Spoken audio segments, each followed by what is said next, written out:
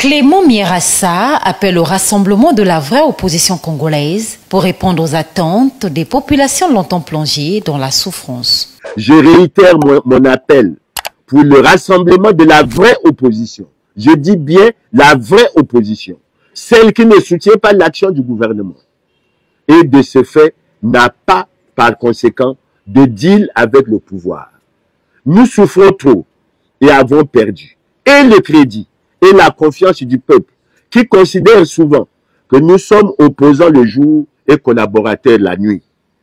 Je vous exhorte à ce que nous balayions cette opinion qui fait en fait de nous des traîtres. Le président du Parti social-démocrate congolais fustige l'inaction du gouvernement dans la gestion financière du pays. Le Congo traverse depuis plus de 10 ans une grave crise multidimensionnelle pour laquelle les gouvernances actuelles peinent à trouver les voies et moyens de sortie. Très tôt, ils ont voulu l'expliquer exclusivement par la baisse des cours du baril du pétrole, ce qui est faux. Il s'agit de la mauvaise gouvernance. Clément Mierassa n'a pas manqué de brosser un tableau préoccupant de la situation de la corruption qui gangrène au sein des administrations et institutions.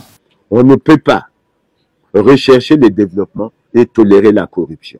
Sur le terrain, rien ne change, en dépit des nombreux cas connus de tous les Congolais.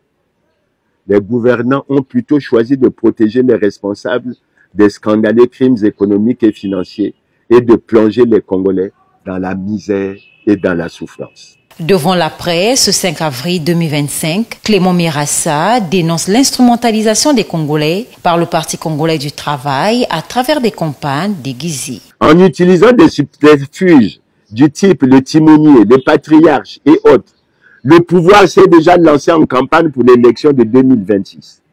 Les populations sont instrumentalisées pour demander au président de la République, président du Parti congolais du travail, de faire acte de candidature pour l'élection présidentielle de 2026.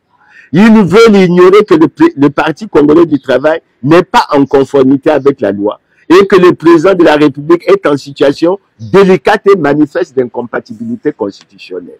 De surcroît, il est évident que le président du Parti congolais du travail ne peut pas organiser une élection libre, démocratique, transparente, crédible et apaisée. Au cours de cette conférence de presse, le président du Parti social-démocrate congolais est revenu sur le statut des partis politiques de l'opposition. L'article 5 dispose que tout parti politique ou groupement de partis politiques appartenant à l'opposition peut accepter de faire partie du gouvernement.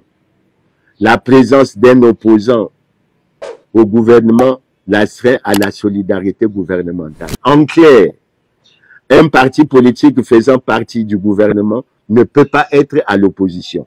Les choses sont claires et il s'agit là d'une question de droit. La langue de bois ne peut pas être tolérée. Et en ce qui nous concerne, nous disons que ça signifie clairement que le PRL et l'UPADES ne sont pas des partis de l'opposition au moment où nous avons besoin d'une certaine clarification. Déterminés à jouer son rôle d'opposant, plusieurs jeunes ont signé leur fiche d'adhésion au sein du Parti social-démocrate congolais afin de militer ensemble.